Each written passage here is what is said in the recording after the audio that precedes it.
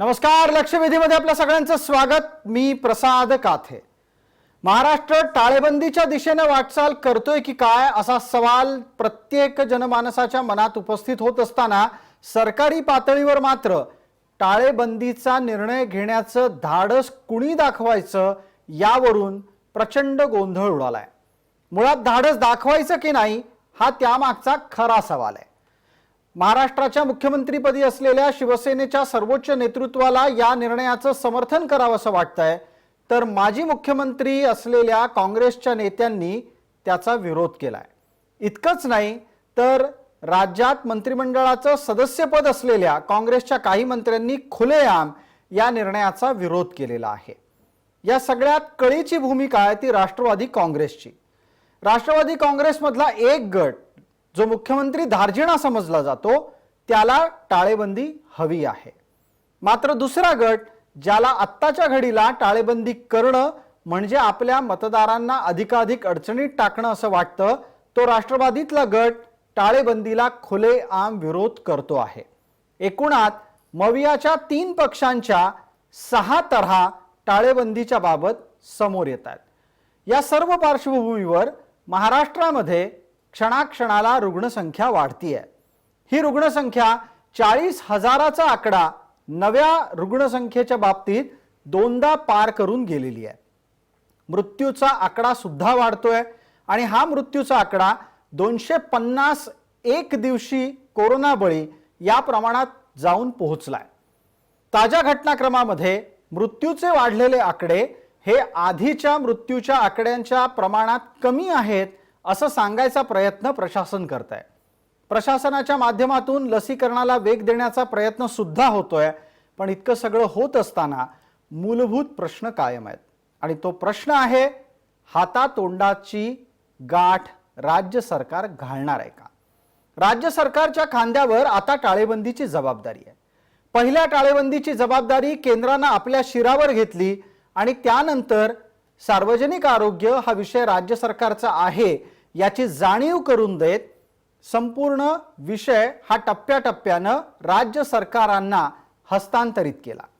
ताज्या घडामोडीमध्ये राज्यात आरोग्य व्यवस्था उभी करणं, ती कार्यान्वित करणं आणि त्या माध्यमातून पीडितांना उत्तम आरोग्य सेवा पुरवणं ही राज्य सरकारची जबाबदारी आहे.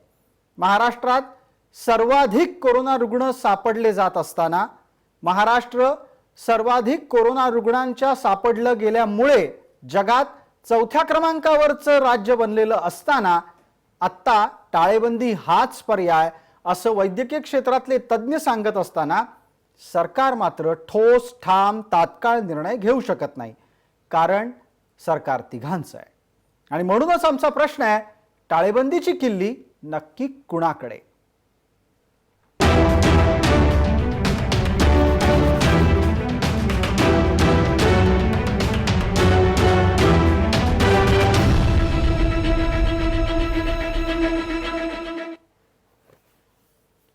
या चर्चेत आपल्याबरोबर सहभागी होणाऱ्या मान्यवरांचा मी आपल्याला पटकन परिचय करून देतो. आपल्यासोबत महाराष्ट्राचे माजी आरोग्यमंत्री डॉक्टर दीपक सावंत आहेत. भारतीय जनता पार्टीचे प्रवक्ता गणेश हाके आहेत. आरोग्य विश्लेषक या नात्यानं आपल्यासोबत डॉक्टर अमोल अन्नदाते आहेत आणि सामाजिक कार्यकर्त्या उल्का महाजन आहेत. सर्व मान्यवरांचं आपण या चर्चेमध्ये स्वागत करूयात. चर्चेच्या पहिल्या फेरीला उल्का महाजन यांना बोलण्याची संधी.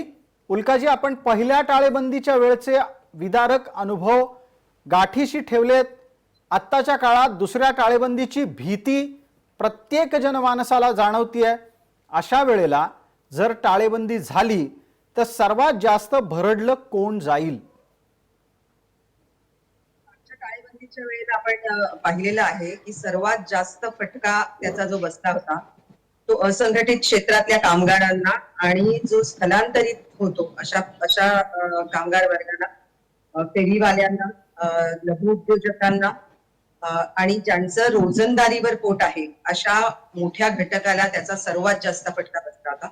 कारण त्यांच्या हातामध्ये किंवा त्यांच्या आयुष्यामध्ये संरक्षण किंवा सुरक्षा नावाची गोष्टच त्यांच्या कामामध्ये जोडलेली नाही आणि त्यामुळे ज्यांना कोणत्याही प्रकारच्या सुरक्षेचं कव्हर नाही असा वर्ग हा अतिशय हलाखीच्या परिस्थितीत लोटला गेलेला होता.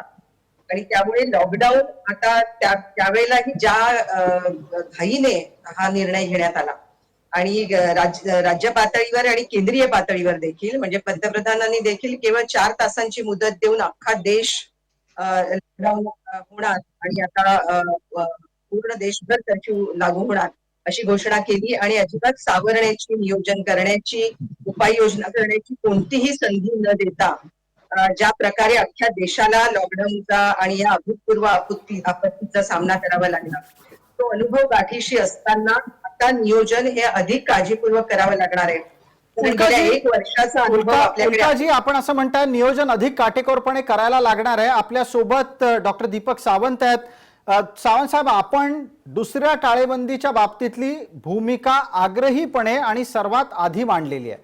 प्राप्त परिस्थितीमध्ये आपण कोणत्या गोष्टीच्या आधारे हे सांगू इच्छित आहात की होय आता सुद्धा टाळेबंदी झाली पाहिजे आणि त्याचं नियोजन होताना दिसतंय का? कारण नियोजनाचा अभाव हे या राज्य सरकारवरच्या टीकेच्या मागचं प्रमुख कारण दिसतंय. नमस्कार प्रसादजी. नमस्कार. सर्वात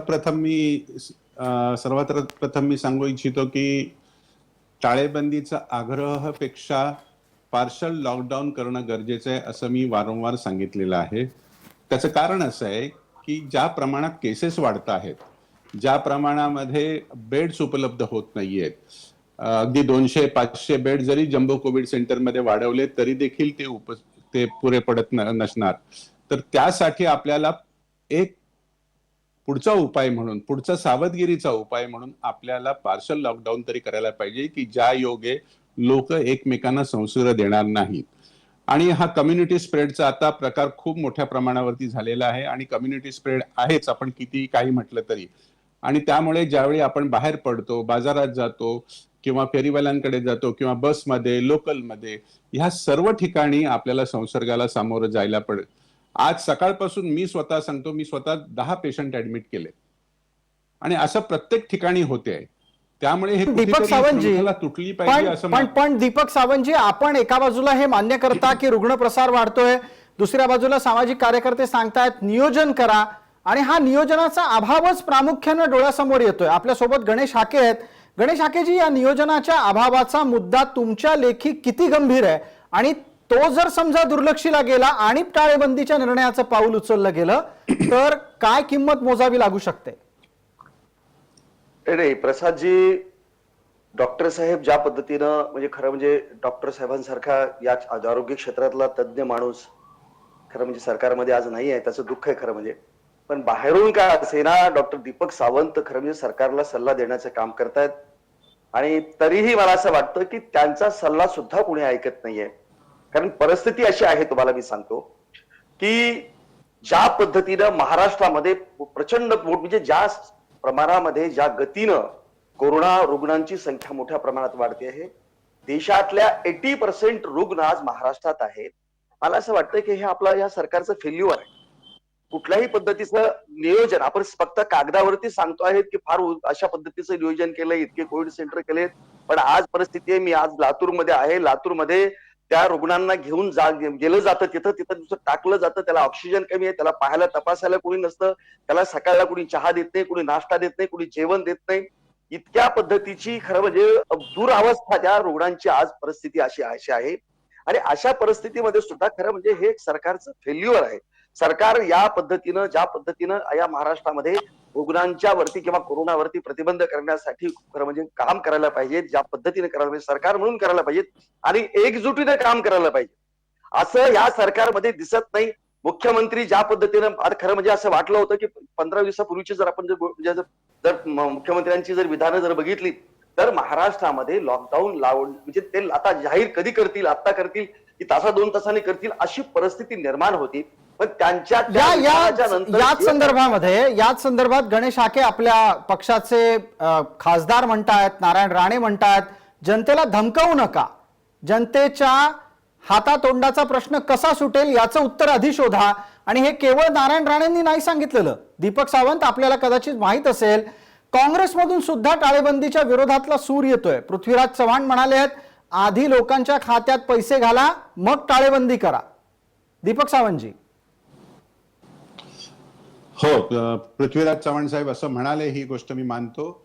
आणि लोकांच्या खात्यात पैसे टाका आणि नंतर टाळेबंदी लावा, याचाच अर्थ असा आहे की लोकांच्या पोटापाण्याची व्यवस्था करा. आता हे राज्य शासनाला शक्य आहे की नाही आहे हे मी सांगू शकणार नाही, पण निश्चितपणे आपल्याला जर लोकांचा जीव वाचवायचा असेल तर अशा प्रकारची काही कडक पावलं, कडक निर्बंध किंवा तुम्ही म्हणा की पार्शल लॉकडाऊन म्हणा, हे करणं आवश्यक आहे. हे आपण सर्वजण विसरतोय. कारण दीपक शेवटी सावंतजी, लोकांचा आपण जीव हा आपण असं महत्त्वाचा म्हणता आहे. आहात ना, आपण असं म्हणतात की कडक निर्बंध पाहिजेत. एकदा सांगून टाका हे कडक निर्बंध काय असतील. पुण्यामधलं आपण ताजं उदाहरण डोळ्यासमोर घेऊ. पुण्यामध्ये संध्याकाळी 6 ते दुसऱ्या दिवशी सकाळी 6 पर्यंत संचारबंदीचा निर्णय घेण्यात आलेला आहे. आता यात विषय काय जन्माला येतो, या 12 तासाच्या संचारबंदीनं हातात काही पडणार आहे का? संसर्ग दिवसा होणार नाही का? दिवसा झालेल्या संसर्गाच्या संदर्भात लोकांनी मदतीच्यासाठी धावाधाव करायची आहे तर संचारबंदीच्या काळात त्यांना कशी मदत मिळणार आहे, इत्यादी इत्यादी इत्यादी. नाही, बघा, संचारबंदीच्या काळामध्ये मेडिकल फॅसिलिटी ह्या चालू असतात, त्यामुळे त्याला संचारबंदीचा काही अडथळा येणार नाहीये. पण जे काही रेस्टॉरंटमध्ये, जे काही बारमध्ये, जे काही आणखीन कुठे फिरायला जातात लोक, मॉलमध्ये असतात, अशा लोकांवरती निश्चितपणे निर्बंध येतील. दुकानं बंद होतील, त्यामुळे लोकांची मुवमेंट कमी होईल. दुकानं बंद झाल्यानंतर लोक आपापल्या घरी जातील आणि त्यामुळे एकमेकांचा संसर्ग त्या काळातला तरी कमी होईल, हे आपण का विसरता? आणि तेवढा जरी संसर्ग कमी 1-8 दिवस जरी आपण करून बघितलं तरी मला असं वाटतं की निश्चितपणे आपल्या समोर एक आकडा येईल की रुग्ण कमी होतात की नाहीये. हे बघा, सर्व जगभर लोकांनी लॉकडाऊन लावलं. लॉकडाऊन पर्यटनाच्या नावाखाली त्यांनी सुरू केलं, पुन्हा त्यांनी लॉकडाऊन लावावं लागलं. हे स्पेनमध्ये झालंय, हे बाकीच्या मोठ्या मोठ्या ब्रिटनमध्ये झालेलं आहे, सगळ्या देशामध्ये असं झालेलं आहे. मला असं वाटतंय की काही दिवस अशा प्रकारे पार्शल लॉकडाऊन करून एकदा बघायला पाहिजे की किती आपल्याला संसर्ग कमी होतो. डॉक्टर अन्नदाते याच्यावर एकदा डॉक्टर अन्नदाते निरीक्षण देतील की आता पार्शियल लॉकडाऊन, निम्मी टाळेबंदी करायलाच हवी, या मताचे डॉक्टर दीपक सावंत आहेत. ते महाराष्ट्राच्या कोरोना प्रतिबंधात्मक धडक कृती दलाचे सदस्य आहेत आणि त्या धडक कृती दलाच्या माध्यमातून सुद्धा त्यांनी राज्य सरकारला हाच सल्ला दिलाय. बरं, तो सल्ला आज नाही दिलाय, तो सल्ला देऊन सुद्धा 1-2 आठवडे झालेले आहेत. डॉक्टर अमोल अन्नदाते. प्रसादजी, मी गेली 20-25 दिवस माझे लॉकडाऊन व्हावं की नाही याविषयी लेख लिहिण्यासाठी भारतभर, देशभर, जगभरातल्या सार्वजनिक आरोग्य तज्ञ, पब्लिक हेल्थ एक्सपर्टशी बोलतोय. म्हणून माझं मत हे माझं एकट्याचं मत नाहीये, हे प्रातिनिधिक सगळ्या वैज्ञानिकांचं मत आहे असं तुम्ही मानू शकता. पहिली गोष्ट, पब्लिक हेल्थ बिहेवियर, आपण जेव्हा एखादं ऍक्शन प्लॅन करतो त्याच्या काही प्रायोरिटीज असतात आणि एक ऍक्सेप्टन्स असतो. दीपकजींना माहिती आहे. सगळ्यात महत्वाची गोष्ट सांगतो, हा मुद्दा कदाचित राजकीय वाटू शकेल पण तो वैज्ञानिक आहे. 1 आठवड्यापूर्वी प्रसादजी, माननीय मुख्यमंत्री उद्धवजींनी एक फेसबुक लाईव्ह करून सांगितलं, तुम्हाला आठवत असेल की कदाचित आपल्याला लॉकडाऊन लावावं लागेल. नेमकं त्याच क्षणाला एक दुसरं फेसबुक लाईव्ह सुरू होतं फेसबुकवर, जे आजही उपलब्ध आहे, ज्याच्यामध्ये मुंबईच्या महापौर किशोरीताई पेडणेकर किमान 1000 ते 1500 लोकांना घेऊन दहिसर मध्ये सायकल ट्रॅकचं आणि त्या जॉगिंग ट्रॅकचं उद्घाटन करत होत्या. एक तुम्ही मला सांगा, तुम्ही लॉकडाऊनची भाषा करणार आणि सत्ताधारी पक्षाच्या म्हणजे वरच्या फळीतल्या नेत्यांनी अशी उदाहरणं घालून दिल्यावर, परत एकदा सांगतो दीपकजी, तुमच्या शिवसेनेच्या पक्षाचे आमदार जिल्हा बँकेला निवडून आले, त्याच दिवशी उद्धवजींचं एकीकडे फेसबुक लाईव्ह सुरू असताना जिल्हा बँकेला निवडून आले म्हणून 3 शिवसेनेच्या मराठवाड्यातल्या आमदारांनी एक छोटी मिरवणूक काढली ज्याच्यात किमान 300 लोक होते. अहो, तुम्ही असे वैज्ञानिक सुचितेचे उदाहरणं जर लोकांसमोर जर घालत असाल तर मला एक गोष्ट सांगता, एक सार्वजनिक तज्ञ म्हणून मी तुम्हाला विचारतो की कुठल्या नैतिकतेने तुम्ही लॉकडाऊनची भाषा करताय? नंबर 1. दुसरी गोष्ट, एक मिनिट लॉकडाऊन आता डॉक्टर अन्नदाते, हा अत्यंत गंभीर विषय आहे. हा यासाठी गंभीर विषय आहे कारण आपल्या सगळ्यांना बोले तैसा चाले त्याची वंदावी पाऊले हे उक्तीतलं वचन ठाऊक असेल. अडचण काय होतीये ना, टाळेबंदीचा पुरस्कार करणाऱ्यांना, टाळेबंदी हवी आहे असं सांगणाऱ्यांना आपण स्वतः काय वागतोय त्याचं भानच उरलेलं नाही की काय, असा प्रश्न पडावा. गणेश आके, आपलं निरीक्षण काय आहे? नाही, खरंय प्रसादजी, मी तुम्हाला सांगतो की महाराष्ट्रामध्ये इतकं मोठं संकट असताना तुम्हाला सांगू, सत्तारूढ पक्षाच्या शिवसेनेच्या लोकांनी ज्या पद्धतीचे वार्डामध्ये मेळावे घेतले, 2-2 हजार लोकांचे मेळावे घेतले. मला सांगा, या कोरोनाच्या काळामध्ये मला अशा परिस्थितीमध्ये अशा पद्धतीचं म्हणजे तिथं 2,000 लोक तुम्ही एकत्र करता. मला सांगा, ज्या वर्षावरती साहेब राहतात त्यांच्या घरामध्ये 2 लोक कोरोनाग्रस्त आहेत, तिथं मला सांगत आपण सगळीकडे आपण नियम सांगतो की जिथं ज्या एखाद्या बिल्डिंग मध्ये एखाद्या सोसायटीमध्ये जर कोरोना रुग्ण आढळला तर त्याच्या बाहेर पाठी लावायची असते किंवा प्रोहिबिटेड क्षेत्र म्हणून आपण घोषित करायचं असतं. असं मला सांगा की वर्षावरती म्हणजे 2 मुख्यमंत्र्यांच्या घरी 2 कोरोना म्हणजे रुग्ण असताना मला सांगा बाहेरच्या लोकांना ये जा सुरू आहे.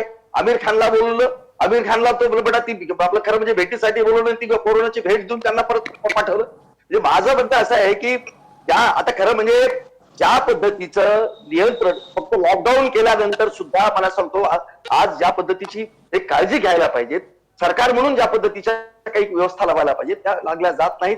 आणि केवळ कायदा करून किंवा लॉकडाऊन करून मला असं वाटतं की नाही हा प्रश्न सुटणार. आणि पहिल्यांदा जे सत्ताधारी आहे या तिन्ही लोकांनी एकदा बसून ठरवलं पाहिजे की आपल्याला कशा पद्धतीने या कोरोनाच्या वरती नियंत्रण आणलं पाहिजे, काय व्यवस्था केल्या पाहिजेत.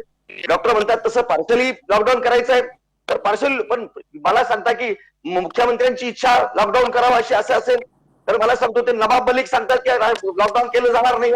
दुसरं आपला उपमुख्यमंत्री सांगतायत की वेगळं, तिथे आपण फक्त 6 रात्री ते सकाळी 6 पर्यंत करू.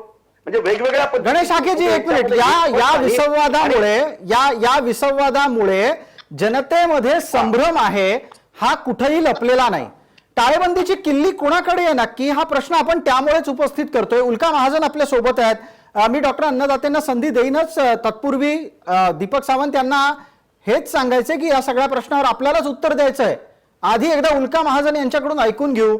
उल्काजी, सर्वसामान्य माणसाला जेव्हा असं वाटायला लागतं की अरे बापरे पुन्हा टाळेबंदी होऊ शकते आणि तो राजकारण्यांचं वर्तन पाहतो तेव्हा त्याच्या मनात काय प्रश्न जन्माला येत असतील?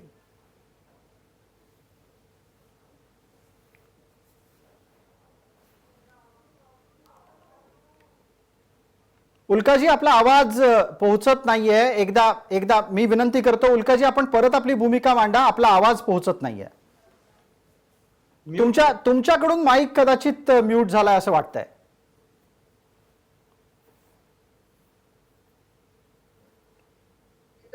अगदी उल्काजी बोला आणि कृपया मध्ये मला असं वाटतं की हा प्रश्न आता ही अतिशय भूतपूर्व अशी आपत्ती आहे आणि हा प्रश्न अजिबात राजकीय नाही. त्यामुळे सर्वसामान्य माणसाच्या मनात असं येतं की याच्यातलं राजकारण बाबांनो आता बाजूला ठेवा. या आपत्तीमध्ये राजकीय संधी शोधू नका. सर्वांनी मिळून याच्यावर उत्तर शोधायचं आहे.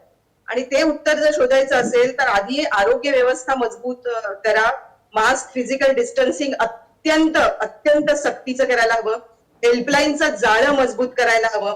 जिथे जिथे गर्दी होतीये ते भाजी बाजार असेल, दूध औषधं मिळण्याची ठिकाणं असतील, सार्वजनिक वाहतूक असेल, या सर्व ठिकाणी ते विकेंद्रित कसं करता येईल.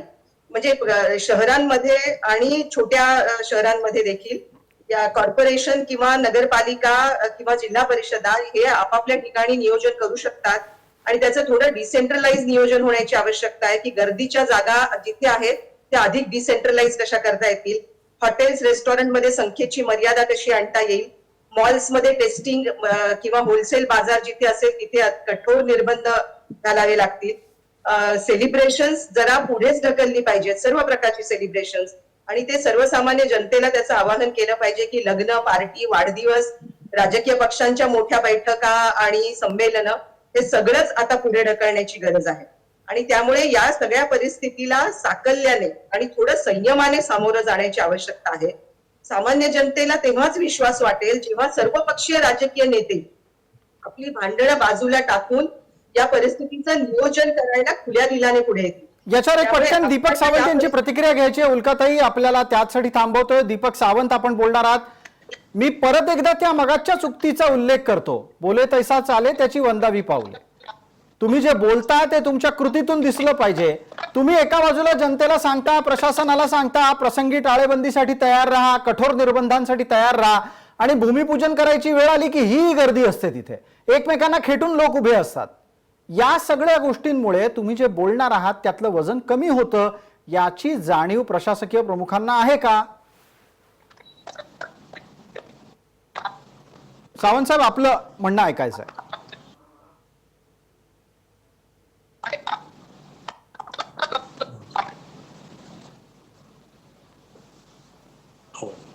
दीपक सावंतजी बोला आपण, माझा प्रश्न पोहोचला असेल आपल्यापर्यंत.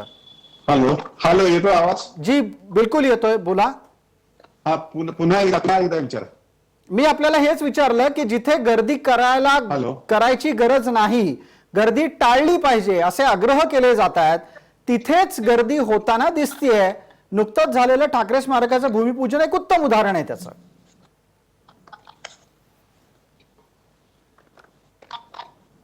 काही तांत्रिक कारणांमुळे डॉक्टर दीपक सावंत यांच्यापर्यंत हा आवाज गर्दी पोहोचत टाळली नाही. पाहिजे, सोशल डिस्टन्सिंग ठेवलं पाहिजे, ह्या सगळ्या. बर, सावंत साहेब बोला आपण, आपल्यापर्यंत विषय पोहोचला असेल तर आपण आपली भूमिका मांडा, आपला आवाज येतोय.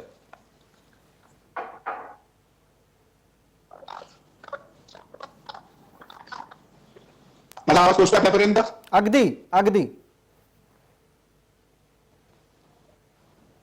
नाही कदाचित हॅलो. अगदी काही तांत्रिक हॅलो. कारण आहेत. आपण परत एकदा आपल्याशी संपर्क प्रस्थापित करू. अमोल अन्नदातेंचं यावरचं एक निरीक्षण ऐकूया. प्रसादजी, मी आता म्हणजे त्या पुढच्या मुद्द्याकडे येतो. एक लक्षात घ्या की आत्ताच्या लॉकडाऊन ही एक तयारी म्हणून आपल्याला सुरुवातीच्या काळामध्ये आपणही सगळ्यांनी त्याचं समर्थन केलं होतं, पण एक वर्ष आता उलटून गेलेलं आहे. आजच्या घडीला ज्या दोन महत्वाच्या बाबी आहेत उपचारांसाठी, तीन म्हणेल मी, उपचारांसाठी डॉक्टरांची उपलब्धता, बेड्सची उपलब्धता, आणि तिसरं कॉन्टॅक्ट ट्रेसिंग जे राज्यातून संपून गेलेलं आहे. जवळपास आता टार्गेट दिलेलं आहे 20चं, ते माझ्या मताप्रमाणे 40 टार्गेट असायला पाहिजे. काल 45,000 केसेस सापडल्या.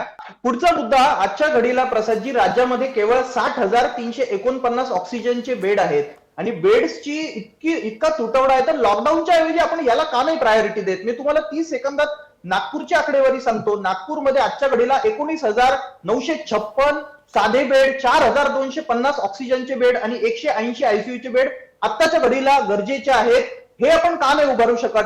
ठाण्यामध्ये जर तुम्ही म्हणाल तर 5,370 साधे बेड, 1,180 ऑक्सिजनचे बेड आणि 150 व्हेंटिलेटर्सची गरज आहे. आज आरोग्य खात्याने आज 899 वैद्यकीय अधिकाऱ्यांच्या रिक्त जागांची ऍडव्हर्टाईज काढलेली आहे. अहो, एक वर्ष झालं ना, आत्ता काय ऍडव्हर्टाईज काढताय तुम्ही? या जागा कधी? लॉकडाऊनच्या आधी हे प्रश्न, जर लॉकडाऊन हे पॉज बटन आहे, पॉज बटन जर दाबून धरलं तर ती गोष्ट निकामी होऊन जाईल, ते मशीनच निकामी होईल. हे आपल्याला का करायचं? टाळेबंदीच्या मुद्द्यावर आपण असं म्हणता आहात अमोल अन्नदाते की आपल्या माध्यमातून आता असं मांडलं गेलं की टाळेबंदी हे पॉज बटन होतं. मग तुम्हाला असं बरोबर. सुचवायचंय का की पहिली टाळेबंदी ही पॉज बटन होती आणि त्या काळामध्ये योग्य त्या प्रमाणामध्ये आपल्याला आरोग्य व्यवस्था उभारण्यावर भर द्यायचा होता, दुसऱ्या टाळेबंदीचा मात्र निर्णय अयोग्य ठरू शकतो?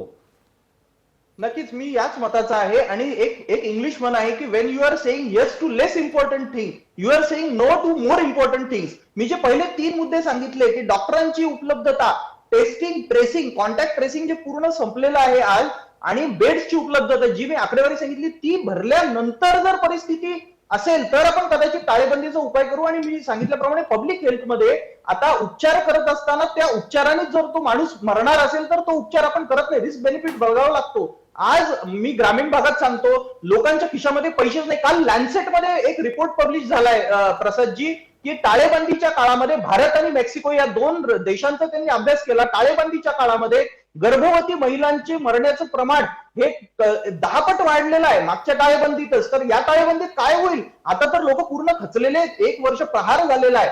अशा वेळेला टाळेबंदीमुळे किती लोक मरतील, ठीक आहे. कोरोनामुळे आपण किती लोकांना वाचवू शकतो?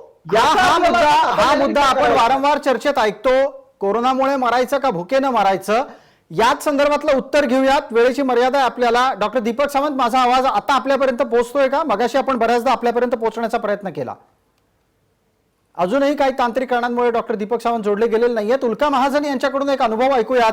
उल्काताई, आत्ताच्या घडीला कोरोनानं मरायचं की टाळेबंदीनं मरायचं हा प्रश्न आजही कायम आहे का आता गेल्या टाळेबंदीच्या मुळे परिस्थिती थोडीशी सुधारली आहे? नाही, गेल्या टाळेबंदीतून अजूनही लोक सावरलेले नाहीत आणि त्या टाळेबंदीमध्ये सुद्धा भुकेचा प्रश्न हा जास्त तीव्र होता. आणि आपल्याकडे अजून त्याची आकडेवारी उपलब्ध नाही की करोनामुळे जितके मृत्यू झाले त्या तुलनेमध्ये म्हणजे रस्त्यावर आलेल्या मजुरांचे झालेले अपघाती मृत्यू, भुकेमुळे झालेले मृत्यू किंवा काहीच त्यांना औषधं न पोचल्यामुळे किंवा करोना व्यतिरिक्त अन्य आजारांमध्ये मदत न मिळाल्यामुळे झालेले मृत्यू, या सगळ्याची आकडेवारी उपलब्ध नाही, पण ही मोठ्या प्रमाणात आहे. आणि आज आता यावर्षी जे स्थलांतरित मजूर आहेत त्या स्थलांतराचं प्रमाण खूप वाढलंय, कारण गेल्या वर्षभरात हाताला काम नसल्यामुळे माणसं स्थलांतरित झालेली आहेत. आणि त्यामुळे आता जर टाळेबंदी झाली तर सगळ्यांचीच पूर्ण जी अवस्था आहे दयनीय होणार आहे आणि म्हणजे कंबरडं मोडल्यासारखीच परिस्थिती होणार आहे. अगदी आपण हा जो धोका व्यक्त करताय, हा धोका राज्य सरकारमधल्या लोकांना कळतोय का नाही कळतोय यावरही विचार करायला लागेल. दीपक सावंतांपर्यंत आपल्याला पोहोचायचंच आहे, आपल्याला त्यांना काही प्रश्न आणखीन विचारायचे आहेत, मात्र वेळेची मर्यादा असल्यानं आता एक लक्षवेधी छोटीशी विश्रांती घेतोय आणि लगेचच परत येतोय लक्षवेधीच्या पुढच्या भागामध्ये.